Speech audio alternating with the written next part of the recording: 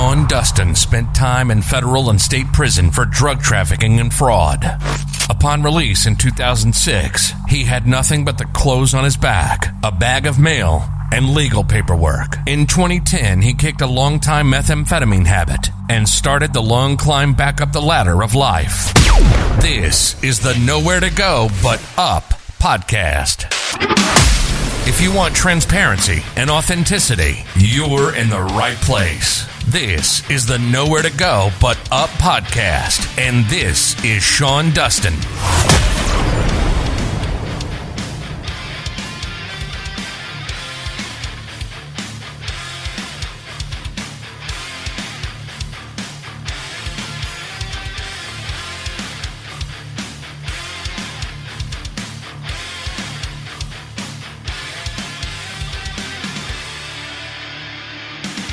What's up? This is the Nowhere to Go But Up podcast, and I am your host, Sean Dustin. Today, got a really special guest that it kind of ties into, my passion and, the community that I came from, which is the correctional system. And today I'm talking to DJ Vodicka, who was a former heavily decorated veteran officer of the California Department of Corrections. He is the author of a book called The Green Wall. I had never heard of this book yet until I ran across DJ in a kind of like a mastermind sort of group, or actually that one wasn't a mastermind group. It was just one of these Facebook groups or Zoom chats that I drop in from time to time, and I was really super stoked that I ran across DJ. He was a whistleblower. The Green Wall is kind of like a real life drama of one man's courage to do the right thing against the California state prison system. It's basically a gang of correctional officers that basically had each other's back. At least that's what I gather. But let's let DJ tell us, man. How are you, buddy? Good, Sean. Thanks for having me on your podcast this afternoon. I started the Department of Corrections in March of 1988 after I left the United States Army. I was stationed at Fort Bragg, North Carolina. I grew up in Camarillo, California, and then shortly after I got home, I went into the Department of Corrections in the Academy in 1988. And my first duty assignment was Corcoran State Prison, which is in the Central Valley. I activated that prison. I spent about 4 years there, and in 1992, I went down to activate another prison in the lower desert area near Palm Springs. It's called Calipatria State Prison. I went down there for about 2 years. I landed a job on the Investigative Services Unit, which is ISU, or the Goon Squad. I became the evidence officer for that prison for 2 years, and I met my first wife down there, and she didn't really like the area. I didn't like the desert anymore, and she goes, let's transfer up Northern California. I said, okay, I have a buddy up in Northern California. So in 1994, I transferred to Pelican Bay State Prison, which I ended up there for 2 years as the evidence officer up there. Again, I went back right into ISU, became their evidence officer to clean up all the evidence and all the stuff they had going on. And then my wife didn't really like the area because it was raining all the time and it was gloomy and all that. So she goes, I want out of here. I want out of here. And I said, well, there's another prison opening up. I can probably put in for that and see if I can get that. And sure enough, in 1996, I applied for Salinas Valley State Prison in Soledad, California. I ended up getting transferred down there and ended up setting up their ISU unit and right into the evidence officer and setting up that whole unit. And shortly after that, I went onto the line in 1998. I got burned out on the ISU doing 6 years of straight time as an investigative service unit. I went on the line. So in November of 1998, I went onto the line on one of the yards on D yard, which is a level 4, 180 yard. On Thanksgiving Day, I was working that day, and there was a staff assault by Southern Hispanic inmates on the upper yard. They attacked staff, and I had to respond to that yard. The lieutenant on that yard at the time was a good friend of mine. He was at Pelican Bay, and he asked me to go grab the evidence camera and start taking all the crime scenes and all that. And so I did. And then I set up my own little evidence room in the hobby shop And I told all the prison guards that were working that day, part of the green wall, you bring the inmates in restraints to me. I want to photograph them. Well, they all turned and looked at me and said, "What are you, an inmate lover? Are you a rat? You working with these guys? Why are you doing this?" I said, "Because I want to make sure they don't have injuries on them prior to going back into their cell. So it sort of protect us." Well, two months later, I get a subpoena to go to an internal affairs hearing. They wanted to know all my knowledge and all the pictures I took. So I ended up going down to the interview room on the prison grounds, and the union rep was standing right by the door, and he goes, "Hey, I'm going to go in with you." And I turned that, and I said, "I don't need your representation. I didn't do nothing wrong. I'm going in and sitting this by myself." He goes, No, I'm going in with you." I said, "No, you're not. It's my right if I want you to come in and sit on this hearing." He got a little upset because before that I was already labeled a rat and a snitch. I mean, why do I need a union rep to go in there and hear everything I'm saying so he can report back to his higher powers? So I ended up going there. I spent about 4 hours in there with IA and showed them everything. And they were stunned about all the photographs I took prior to their injuries, because a lot of these inmates were physically tuned up after I photographed them. They were escorted back to their cells, and these guys on the green wall tuned them up, broke their property and all that. And that's how the green wall started. It started with a small group there, and it just grew the next couple of years. Yeah, as somebody who's spent time and actually, when they come in, a lot of the times you never even know. It's almost like when you're like shock and awe sometimes in a unit. They try to come, almost as stealth as they can, as stealthy as they can, considering the close confinements and everything else. And when they do come, it's like, it's usually everybody's asleep, or it's early morning, and it's your shit gets ransacked, man. And it's like, you may not even have done anything wrong. You're just the fact that you're in prison is enough. They go through your stuff, they throw your shit all around, they break your stuff. And if you say anything, or if you have an attitude or anything, you know what I mean? It's like, that's even twice as bad. So, that's not a very popular position, that you were in, and most would just think that would just be, look, man, I mean, these guys got it bad enough as it is. I mean, you're housing misery, first of all, and you are warehousing it. And then on top of that, you want to add insult to injury and just make the time even worse. Like, why? It just doesn't make sense. And I've always thought, like, I had an uncle who worked at San Quentin, and my whole we talked about it, my whole dad's side of my family is law enforcement, and I just couldn't understand, because he always tried to get me to, hey, you need to go get a job as a CO or something like that. They make great money, and get on lists. Get on lists. That's what you need to do. Get on every list that you possibly can. At some point, they're going to call. And I was just like, I just didn't, and that wasn't appealing to me. I didn't want to have anything to do with that. And then once I went to prison, I was like, yeah, I mean, it takes a certain kind of person to even just want to be there, because you're doing time too. Just because you get to go home doesn't mean that all that goes away. I mean, all the shit they talk to you, all having to like always be on alert. I mean, that's PTSD stuff, Yeah, I was like 16 years, Sean. I mean, there's times I pulled double shifts in the prison. I mean, I was there 16 hours a day, probably 3 or 4 times a week, and 16 years straight, 365 days a year. I mean, you're right. I mean, we're doing time just like you guys, but we're going home, And the whole thing behind this green wall thing, they had the powers by the warden. Later on, the warden controlled this group of the green wall members. He wanted to take control of the prison, especially after the Thanksgiving riot when the Southern Hispanics attacked staff. He didn't want this. He said, you know what, this ain't going to happen at my prison. So just shortly after that, it started a domino effect on all the yards. All the officers were starting to form, be a part of this green wall. The green wall members came out of the Investigative Services Unit, ISU. These guys were the head honchos. These guys were starting up these guys were my size, 6'5", 300 pounds, big guys, And when the ISU or the goon squad hit the yard, the whole yard got quiet. I don't know if where you were at, but these guys walk on the yard. Everybody just stops and stares what they're doing. Everybody wants to know where they're going. And they had certain convicts that they would target, and they'd actually go up in some of their cells and plant inmate manufactured weapons in their cells and give them more time.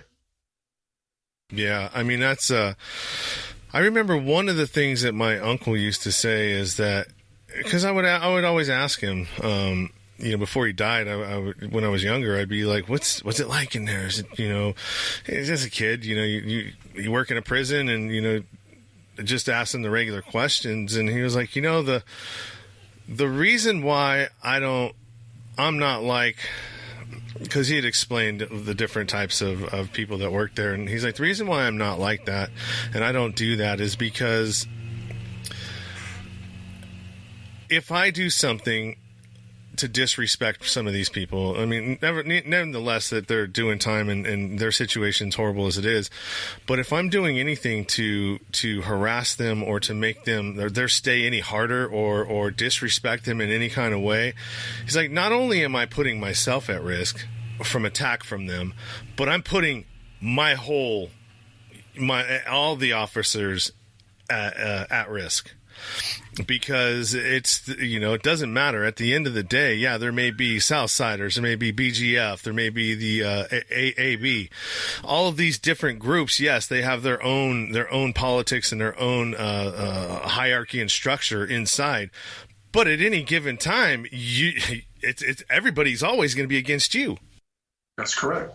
It's us, they had that mentality. It's us against them. It's us in the green against the blue, and they dislike us because we wear that badge and, that patch over our shoulder, that badge. And it's a big influence to them. And it's all about respect. In my whole time, my 16 years I was in, Sean, I got disrespected one time, but majority of the time, the convicts and inmates, they really liked me and talked to me. And especially when I was in Corcoran, I was a shoe kitchen officer. I was in charge of feeding 2,000 inmates in a lockup unit. And I had an inmate crew of about 20 or 25 guys, and all of them wanted to work for me. I mean, me and my partner, Officer Gonzalez. And I mean, we had a waiting list. People wanted to come work with us because we took care of our crew. We fed them good. We got with our property. We respected each other. We got the job done. And that's how it should be. Even though, the court sentenced, you guys and to put you, we're there to watch over you guys and to make sure you guys are, doing your time securely and all that. We're not there to punish you. But these guys on the green wall, they took it upon themselves with the backing of this warden and gave them the green light to put fear and intimidation to any inmates at Salinas Valley State Prison and said, well, you have my backing. You guys do what you got to do to make it right. Yeah, it comes down to the culture of any organization, company, corporation. It's the culture of the company or the situation is really what drives everything. And you can say that. Like, I was talking to an attorney out of I think it was San Antonio, or no, it was New Mexico. And we were talking about the judicial system and, some of the conspiracy laws and, the things that happen within that specific arena. And he goes, a lot of it is just culture. People think that, there's a lot of nefarious stuff that goes on, but it's just the win culture, win at all cost, and a lot of the times that, you just don't even realize that, stuff's happening, but it's just, byproducts of culture. Yeah, these guys, and shortly after, the culture, yeah, so soon as I did all I did, and about a year and a half later, one of the supervisors on the squad was promoting to lieutenant, one of the ISU sergeant, lieutenant. Well, these guys on the green wall members went out and got a green buck knife, the green handle engraved on the blade. Congratulations to your promotion from the 723. Well, the seventh letter of the alphabet is G, the 23rd is W. They call themselves the 723 or the GW. And they would actually throw up a sign like that, looks like a W, and they'd throw it on their chest as a gang sign. These guys use that every time they did cell extractions. They threw that gang sign up on their vest and all that. And they were identified that way. And they had tattoos, and some of them had tattoos on their bodies, and they all wore green. They all, after the Thanksgiving riot, they wore turkey pins on their jumpsuits, identifying that riot, that we won that riot. Wow. I mean, but I can see it. I can see why. I mean, you know, they've got their gangs, we've got ours, you know. Some of the things, I mean, and even now when you look at the stuff that, you know, like some police officers, you know, have to deal with, and I'm not like, I'm not pro defund the police. I'm, you know, as somebody who's been behind the wall, like, no, that's a dumb idea. Defunding the police is a horrible idea, but we don't need to defund them. I'm not for that either. I'm definitely not for that. But we need to train them better. We need to pour more funds into training and better, like more regular training. I mean, Jocko was on. He's the Navy SEAL commander. He was on the Joe Rogan show, and he said, you know, for one mission, we usually train for 6 months, and that's just one mission. 6 months, all, you know, constantly. He's like, these guys are coming up against sometimes the same situations and scenarios that we are, but not to the extent. But I mean, the same kind of, you know, you have to think under pressure. You don't know whether or not you're going to get shot. You know, all of those type of things heighten all your senses. And, you know, a lot of the times these guys, they're just not prepared. They're scared. The fear takes over and they just, boom, boom, boom. And that's it, you know, and there's not much you can do. So, I mean, I'm definitely not for defunding. I'm for, you know, better training and, a little bit more understanding and compassion and stuff like that. With so Corcoran, what I know about Corcoran is there was a lot of lockups done in Corcoran. Yeah, well, when I was down there in March of 1988 to 92, I don't know if you've heard about it, but back then they had the officers betting on inmates to come off the yard dead or alive. They were actually betting what they called gladiator fights. And when I was down there, that actually happened. There was an officer and a sergeant that went to the FBI and told the FBI what was going on. The FBI investigated, and they actually made a movie out of it. It's called Felon. It's with Val Kilmer in it. It's based on a true story, and it came out on DVD about 8 years ago. It's a good movie. I watched it.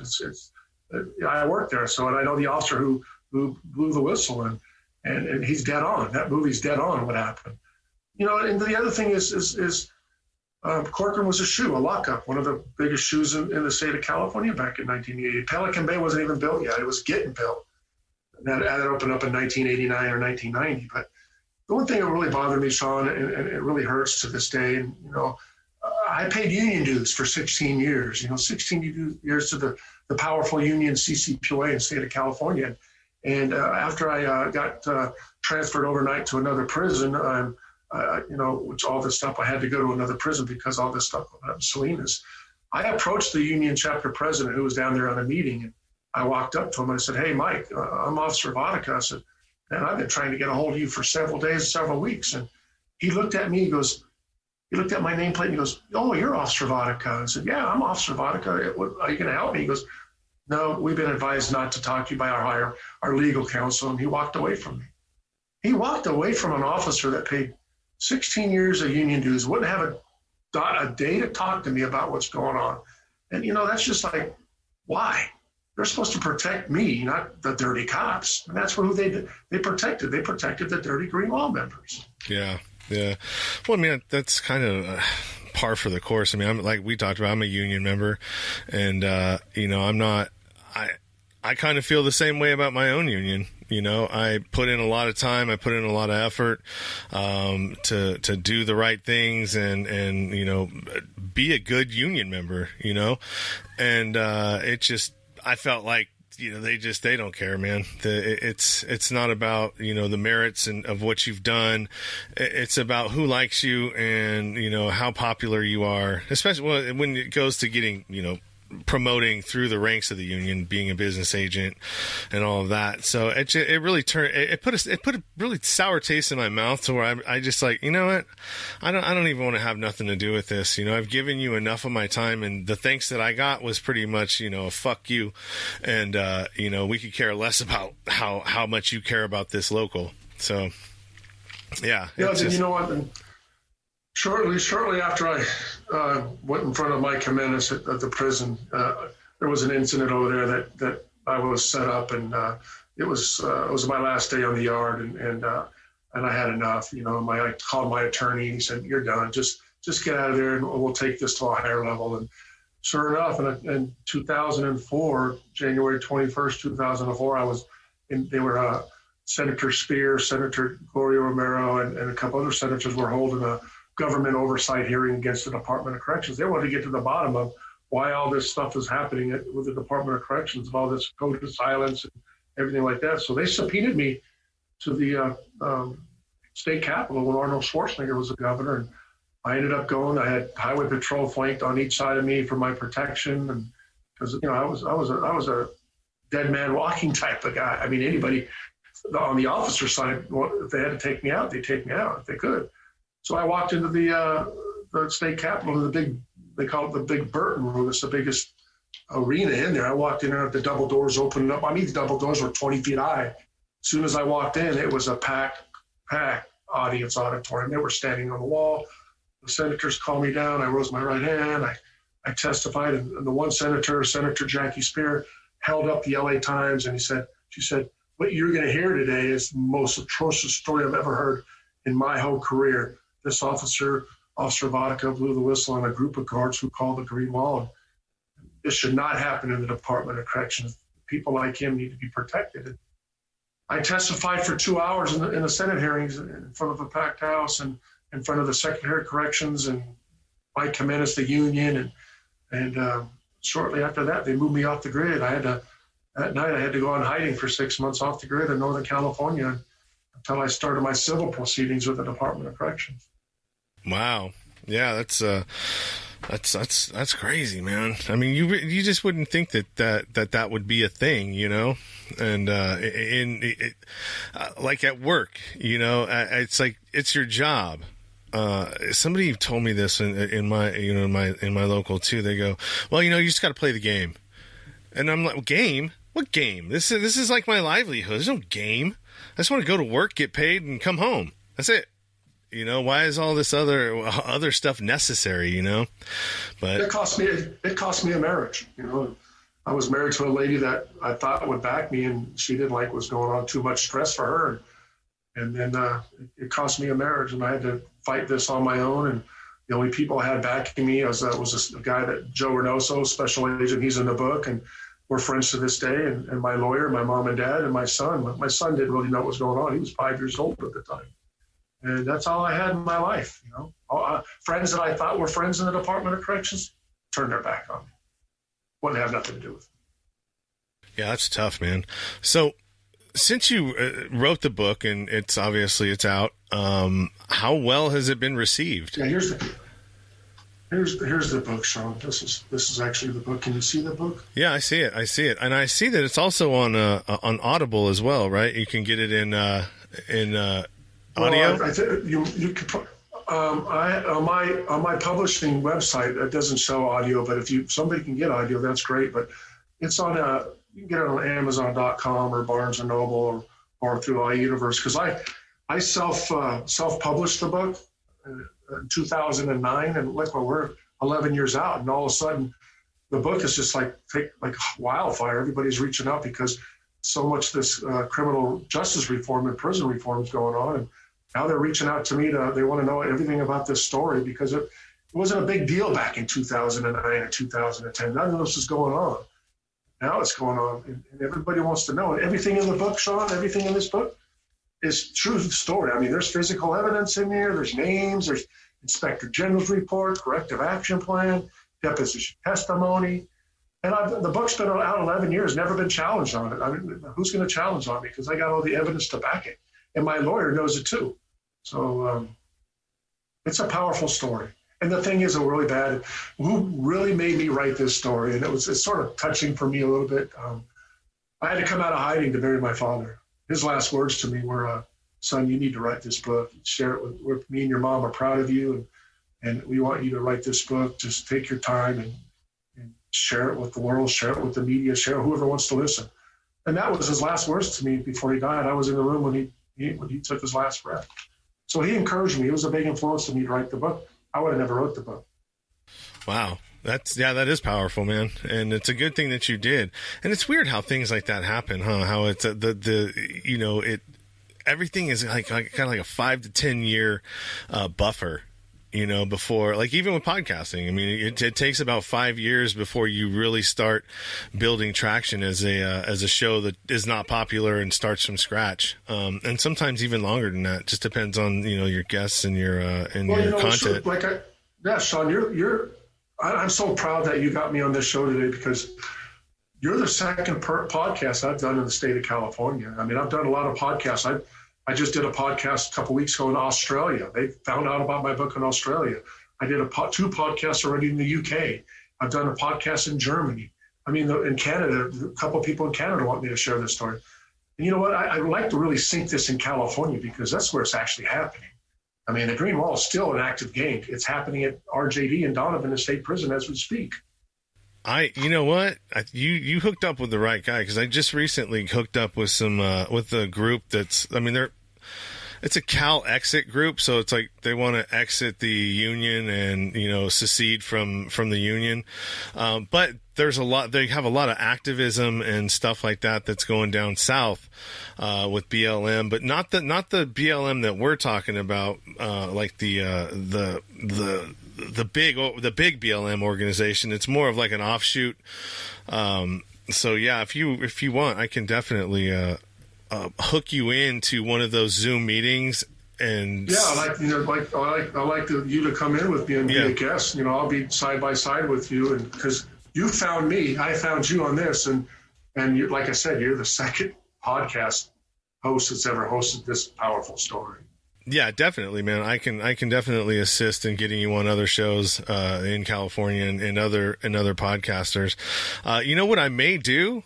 Honestly, I have a spot, because I'm a founder of a virtual podcast summit that's coming up, and I have a half-hour slot that I need to fill. So that'd be perfect. It'd be able to get you exposure with a bunch of different. I mean, there's going to be speakers and all kinds of stuff. So I mean, the viewership on it should be pretty high. So, and I'll get with you, but yeah, do that. You'd be perfect for that. And do me a favor, Sean. I don't want you to order a book. When we get done after this podcast, I need you to email me your home address or whatever, and I want to get a signed autograph book and send it to you, so you can really, really read this book, because you might want to have me come back and do another interview, because there's some stuff in here. Yeah, for sure. I'll definitely read it. It'll blow your mind. Yeah, I'll definitely. I'm down for that. I'll definitely read it. It's stuff that I definitely am into. You want to know what's funny? When I was down, I read over 300 books in like 3 years, right? I was reading all kinds of stuff, like a lot of John Grisham and courtroom dramas and stuff like that. That's what I was kind of into. And, when I got out, I stopped reading altogether.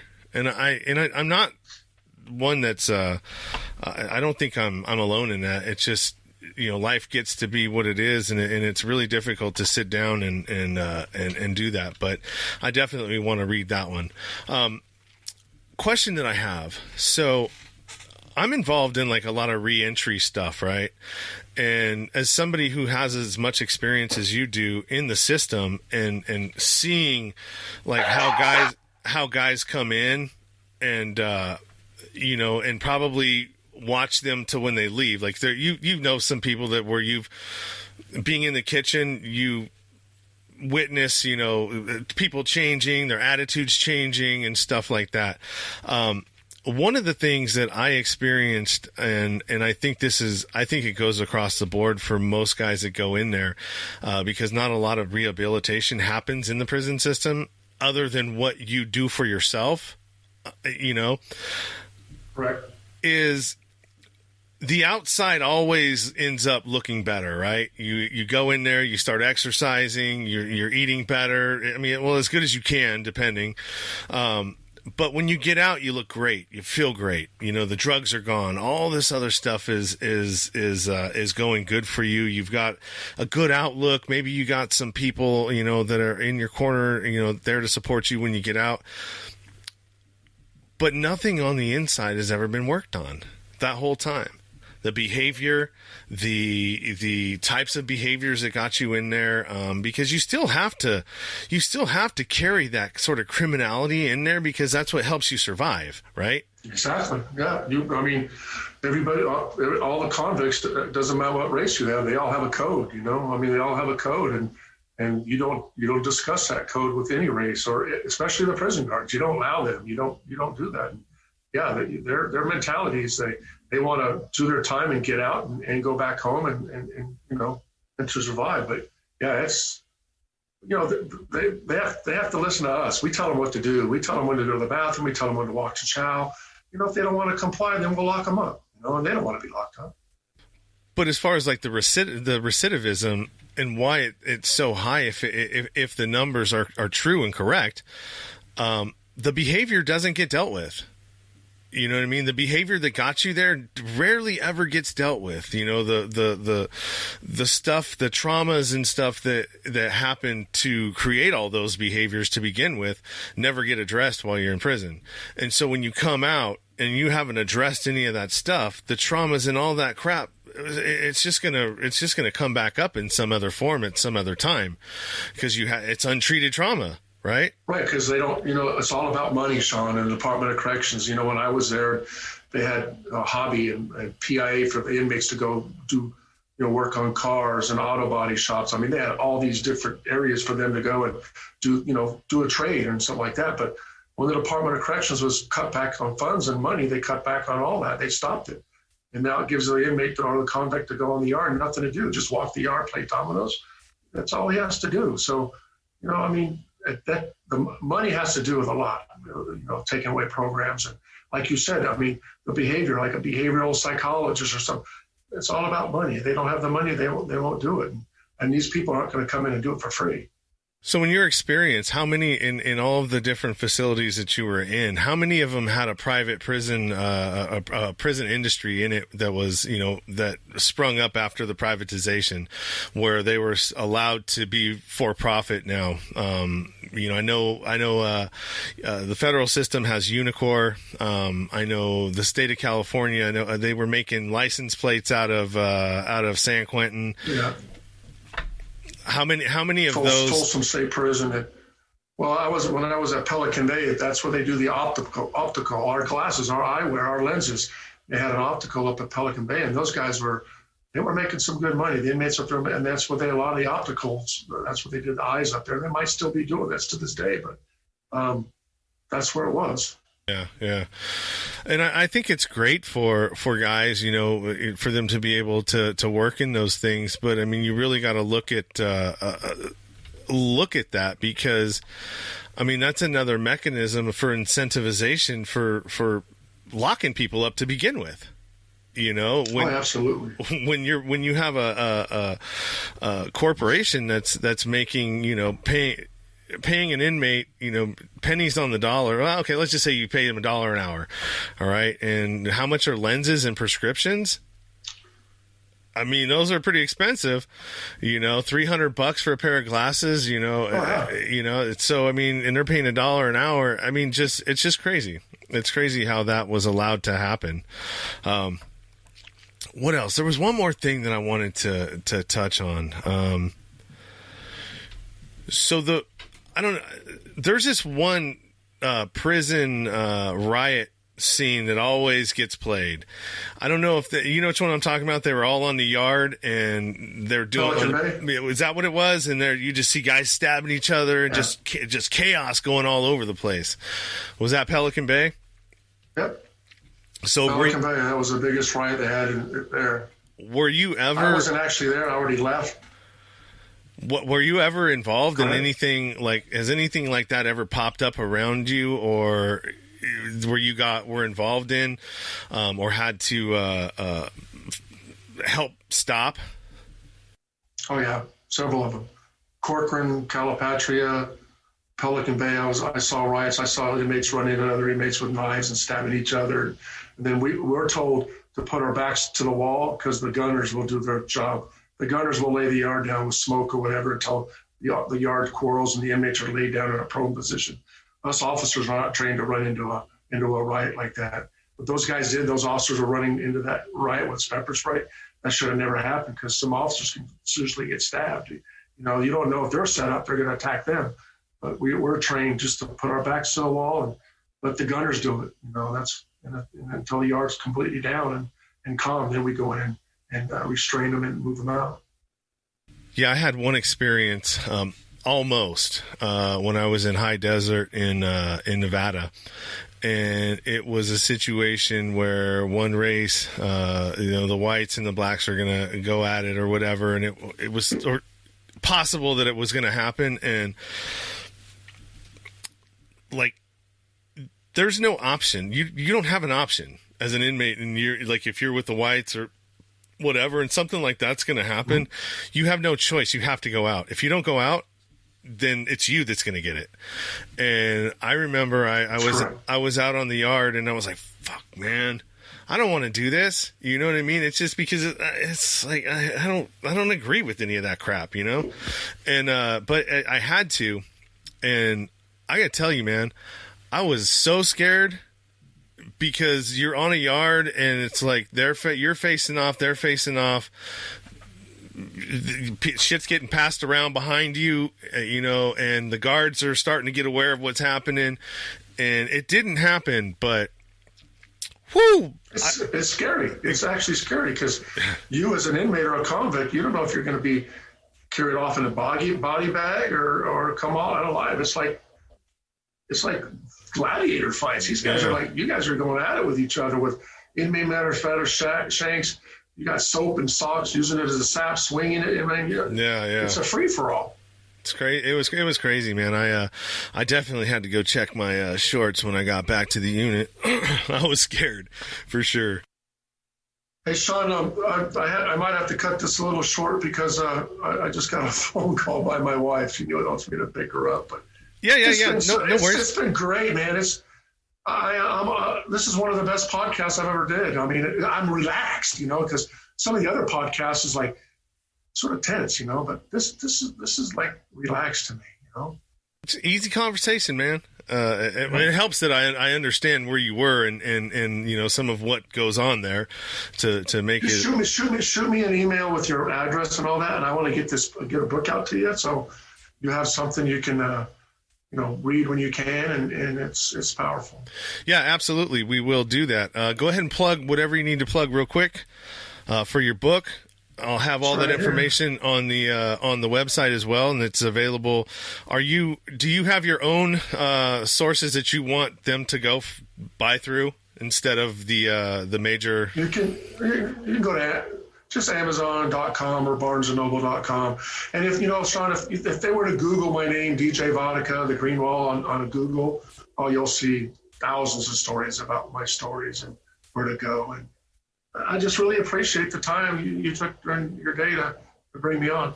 Yeah, no worries, man. And I'm definitely probably going to have you on again, and I will try and get you out to some other shows. Also, I want you to I'll send you the information for the summit. That way we can schedule that in there. And let's get this book into everybody's hands, man. I think if it is what it is, man, it should be read. People should know what's going on. And I am definitely one that will always amplify the signal of somebody who's blowing the whistle on corruption or things that aren't right. So, got a friend to me, bud. Thanks, buddy. I appreciate it. Have a good one. All right, you too. Bye. Bye-bye. You've been listening to the Nowhere to Go But Up podcast. Sean is a single dad, a union blue-collar guy, and he spent time in federal and state prison for drug trafficking and fraud. When he was released from prison in 2006, all he had was the clothes on his back, a bag of mail, and some paperwork. Since then, he's turned his life around and shares the struggles and successes on this podcast. We hope you enjoyed the show, and we hope you were moved. To connect to the show, book a guest spot. For merch, Patreon, PayPal, and social media links, go to linktr.ee/nowhere to go but up. On Instagram at Nowhere to Go But Up Now. On Twitter at But Up Now. On the YouTube channel at Nowhere to Go But Up Podcast. See you next time.